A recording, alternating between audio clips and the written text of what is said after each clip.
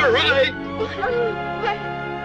It's all right. Everything's all right. What really happened to the stars of Little House on the Prairie?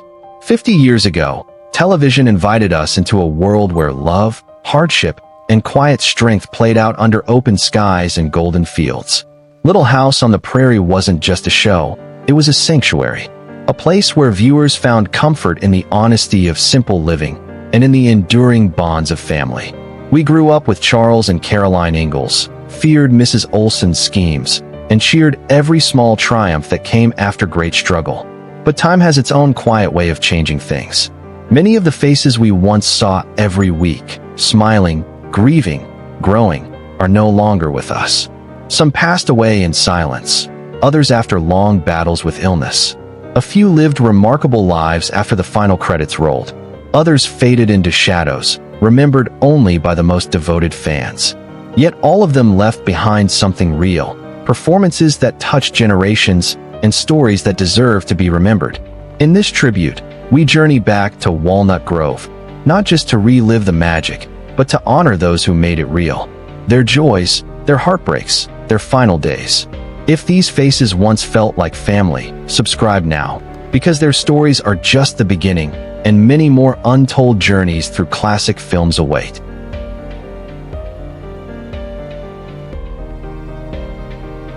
Michael Landon, Charles Ingalls. He was the heart of Walnut Grove, not just on screen, but behind the scenes as well. As Charles Ingalls, Michael Landon embodied strength, compassion, and quiet resilience.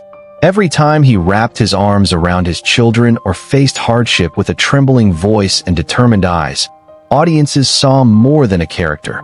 They saw a father figure, a moral compass, a man worth believing in.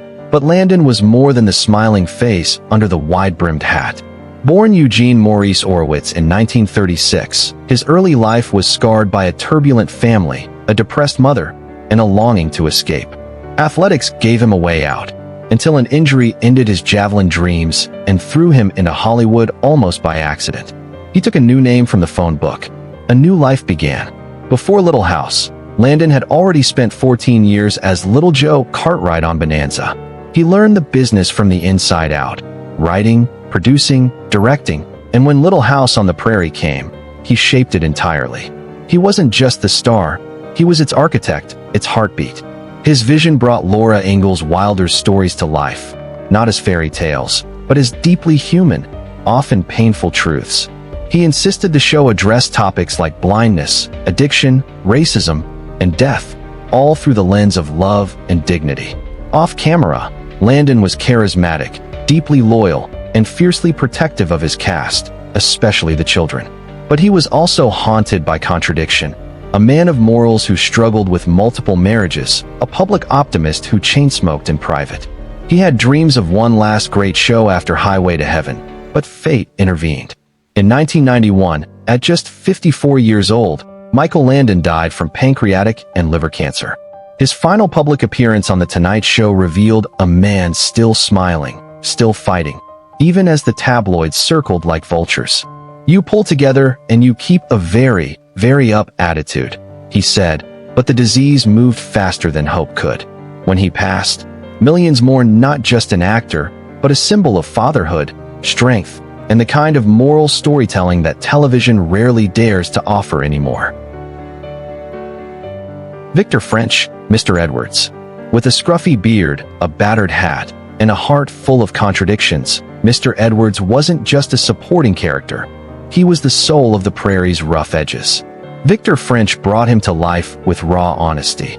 The drunken loner who became a surrogate uncle, a man haunted by pain yet redeemed by kindness. And just like his character, Victor French's own life was marked by both grit and grace. Born in Santa Barbara in 1934, Victor was the son of stuntman Ted French. His early Hollywood career was shaped by the westerns that gave him his trademark ruggedness. He was often cast as the bad guy, a hardened face that said more in silence than words ever could. But under that weathered look was an actor of nuance, range, and unexpected warmth. When Michael Landon chose him for Little House on the Prairie, everything changed. French's portrayal of Isaiah Edwards, a man broken by life but rebuilt by the love of the Ingalls family, resonated deeply with audiences. His performance wasn't polished. It was real. Dirty hands, trembling voice, spontaneous tears. He gave everything, every time. Off-screen, Victor and Michael shared a friendship that was more like a brotherhood. They trusted each other implicitly, joked like old soldiers, and collaborated closely. When French briefly left Little House for his own sitcom, Carter Country, Landon welcomed him back with open arms. And when Highway to Heaven was created, Landon made sure Victor was right there beside him, as the ex-cop Mark Gordon, another broken man seeking redemption. But life played a cruel trick. In the late 1980s, while filming the final season of Highway to Heaven, Victor French was diagnosed with lung cancer. Like Landon would later do, he fought with quiet dignity, refusing to play villains anymore, focusing on teaching young actors, directing theater, and quietly preparing for goodbye. He passed away in 1989 at the age of 54, leaving behind 3 children, a devoted fan base, and a legacy of performances that didn't chase perfection, only truth. At his funeral, a small plane passed overhead, carrying a farewell message he had chosen himself. Simple, irreverent, and perfectly Victor. So long, friends. Keep laughing. It was his final wink to the world, a reminder that even in parting, he preferred joy over sorrow and truth over pretense. Katherine MacGregor, Harriet Olsen. She was the woman everyone loved to hate. With her sharp tongue, shrill voice, and ever-present parasol, Harriet Olsen was the queen of petty complaints and backhanded compliments in Walnut Grove. But behind that unforgettable role was Katherine MacGregor, a classically trained actress, a seeker of meaning beyond fame, and one of the most misunderstood women in the world of television. Born Dorley Dean MacGregor in 1925, she studied acting seriously, graduating from Northwestern University before honing her craft on the New York stage. Long before Little House, she performed in Broadway and off-Broadway productions, studying under legends like Stella Adler. Her approach to acting was intellectual, disciplined, and driven by a search for universal truth, far removed from the caricature she would come to embody. When she landed the role of Harriet Olsen, she transformed what could have been a one-dimensional villain into a masterclass in comedic timing and theatrical flair. She knew that cruelty without vulnerability was flat, so she laced Harriet's arrogance with just enough absurdity to make her human and hilarious. She once said, "Anyone that mean has to be a fool," so I began mixing farce into it. And it worked. Audiences couldn't get enough of her comeuppance. But off camera, MacGregor was nothing like the social climbing busybody she played. She lived modestly, avoided the spotlight, and had no interest in celebrity culture. After years in the industry, she found solace in the teachings of Vedanta and became a devout spiritual practitioner. She eventually retired to the motion picture and television fund home, where she spent her final years quietly, directing children's plays and writing. In a poetic twist, she didn't appear in the series finale The Last Farewell, not due to health or contract issues, but because she was on a spiritual pilgrimage in India. While the rest of the cast closed the chapter on Walnut Grove, MacGregor was halfway across the world, seeking something far beyond the prairie. She passed away in 2018 at age 93. No scandals, no headlines, just the peaceful exit of a woman who had already said what she needed to through the role of a lifetime, and then let it go. Richard Bull, Nels Olsen. If Harriet was the fire, then Nels was the calm that kept it from burning down the store and the town. Richard Bull played Nels Olsen with a quiet dignity that made him one of the most beloved characters in Little House on the Prairie. He was the long-suffering husband, the voice of reason, the gentle soul in a world full of hard edges. And in many ways, the man behind the role mirrored the man on screen.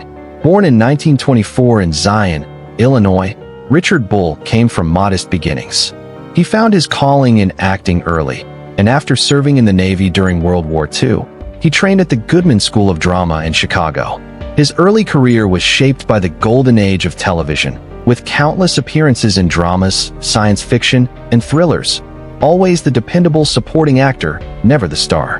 When Little House came, it changed that. Bull thought it would be a one-episode role, a quick job, then back to auditioning.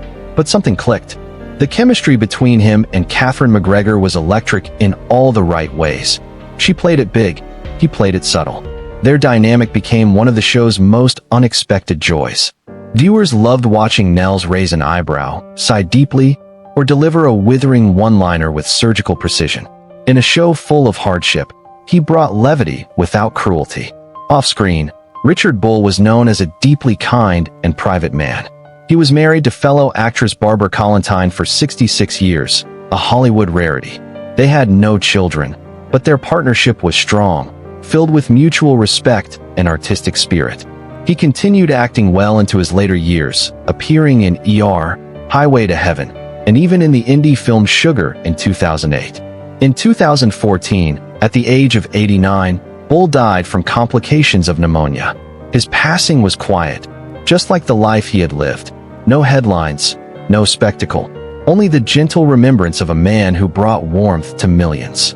And yet, whenever someone replays an old episode and hears Harriet shout, "Nels," it's his sigh, not her shriek, that truly brings the nostalgia flooding back. Kevin Hagen, Dr. Hiram Baker. He was the doctor we all wished we had, wise, calm, and always just a step away when tragedy struck Walnut Grove. Kevin Hagen's portrayal of Dr. Hiram Baker wasn't flashy or dramatic, but it became a cornerstone of Little House on the Prairie. In a town where storms hit hard and often, Doc Baker was the steadying hand, the presence that told you things would, somehow, be okay. But behind the kind eyes and prairie medicine bag was a man whose real-life journey was far from tranquil. Born in Chicago in 1928, Kevin Hagen was the son of ballroom dancers. His father abandoned the family when Kevin was just 5, forcing his mother, grandmother, and 2 aunts to raise him through the Great Depression. He grew up in Portland, Oregon, played baseball, served in the Navy, and studied international relations at USC. He even worked for the U.S. State Department in Germany before taking a detour that would change everything: acting. He didn't start his acting career until he was 27, much later than most. He studied hard, endured rejections, and spent years playing grizzled outlaws and guest villains in westerns like Gunsmoke, Bonanza, and The Big Valley. Ironically, the man who would become TV's most trusted country doctor began by getting shot or thrown from horses in nearly every appearance. Little House gave him something different, and something deeper. As Doc Baker, Hagen brought understated compassion and moral steadiness to a show often fueled by chaos. He wasn't the dramatic center of many episodes, but when he was there, you felt safer. His one-man stage show, a playful dose of prairie wisdom, proved how deeply he connected with that character, and how much the audience did too. In his personal life, Kevin Hagen was no stranger to hardship. He was married 4 times and spent 20 years as a single father to his son, Christopher. But those who knew him spoke of his humility, his dry wit, and his quiet sense of purpose. Even as his health declined, he remained involved in theater, embracing his fans with the same warmth he once brought to patients on screen. He died in 2005 at age 77 from esophageal cancer. A soft exit for a man who never sought the spotlight, but earned his place in so many hearts, one quiet diagnosis at a time. Carl Swenson, Lars Hansen. Before Walnut Grove had a church, a school, or even a doctor, it had Lars Hansen, the Swedish immigrant who helped build the town from the ground up. Played with heartfelt dignity by Carl Swenson, Lars wasn't just the mayor. He was the soul of community itself. His accent was thick, his handshake firm, and his heart always in the right place. On screen, he gave order to chaos. Off-screen, Swenson carried a legacy even older than the prairie town he governed. Born in Brooklyn in 1908 to a Swedish-American family, Carl Henri Reginald Swenson had the kind of voice that seemed made for storytelling. In fact, that's where his career began, in the golden age of radio. He was the voice behind dozens of serial dramas in the 1930s and 40s, including Lorenzo Jones and Inner Sanctum Mysteries. For years, Americans heard him before they ever saw him. He didn't break into television and film until his 50s, unusually late by Hollywood standards. But when he did, he made every role count. He appeared in The Birds, The Sons of Katie Elder, North to Alaska, and even voiced Merlin in Disney's The Sword in the Stone. Directors admired his discipline, and fellow actors respected his humility. Michael Landon had worked with Swenson before, on Bonanza, and knew exactly who he wanted when casting Lars Hansen. As the town's founder, Swenson's character exuded the kind of quiet strength and weathered idealism that made Little House on the Prairie feel grounded in something real. His scenes weren't flashy, but they were foundational. When Lars Hansen spoke, people listened, and not just because of the accent. Off-screen, Swenson's life was equally rooted. He was married to actress Joan Tompkins, whom he met during their early radio days. They often appeared together in stage productions and supported each other's careers with quiet loyalty.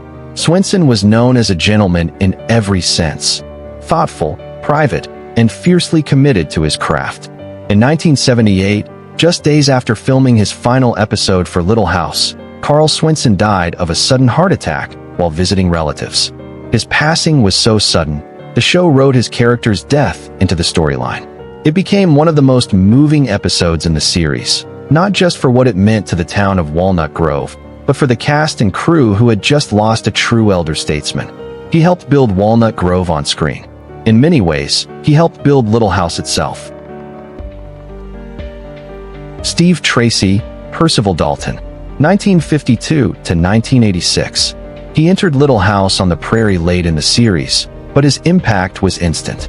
As Percival Dalton, Nellie Olson's Jewish tutor turned husband, Steve Tracy brought unexpected tenderness to a character dynamic built on chaos. He tamed the untamable Nellie. He made the town's resident brat lovable. And then, just as quickly as he appeared, he was gone, both from the series and tragically, from life. Born Steve Crumrine in Canton, Ohio, in 1952, Tracy grew up in a Jewish household and studied acting seriously. He trained at Kent State University, Lack's theater department, and Harvey Limbeck's comedy workshop, where many young talents learned to blend humor with heart. When he joined Little House, he was still an emerging actor. What he found on set wasn't just a breakthrough role, it was a bond that would define his final years. Off-screen, Steve shared a deep and enduring friendship with Allison Arngrim, who played Nellie. Though their characters had a whirlwind romance, their real-life connection was something quieter, a kind of chosen family. Allison often said she never had a brother until she met Steve. After Little House, Tracy faced challenges that many actors in his era quietly endured. Hollywood wasn't always kind to those who didn't fit its narrow definitions of leading men. As opportunities faded, another battle began, one far more brutal than typecasting. In the early 1980s, Steve was diagnosed with AIDS, a disease still largely misunderstood and feared at the time. As his health declined, Allison stood by his side, not just as a friend, but as an unwavering source of comfort and presence. When he passed away in 1986, only 34 years old, her grief became fuel for something larger. She became one of the earliest public figures to speak out about the crisis, honoring Steve's memory through advocacy and education. Though his time on screen was brief, Steve Tracy left behind a legacy far greater than the sum of his roles. In a few short years, he touched lives, not only through his character, but through his courage, kindness, and quiet strength in the face of a cruel epidemic. They were the pillars of Walnut Grove, the father who never gave up, the outcast who found redemption, the gossip who became unforgettable, the shopkeeper who taught patience, the doctor who offered hope, the mayor who built a dream from nothing, and the quiet young man who left far too soon. Together, they gave life to a world that never really left us. Their stories did not end with the credits. Some passed quietly, others in pain. A few were remembered widely, others only by the hearts they once touched. But each of them carried something sacred, not just talent, but a truth about life, love, loss, and resilience. Little House on the Prairie gave them a stage. Time has made them legends. Yet this is only part of the story. In part 2, we'll remember the others, the gentle preacher, the kind-hearted Garvey, the girl who once played under the oak tree and later battled illness in silence. We'll revisit the faces who left too early and the voices still echoing in reruns and memories. If these stories moved you, if even one face brought back a piece of your childhood, subscribe to the channel. Because Little House was never just a show. It was a window into who we were and who we still long to be. And their stories aren't over yet.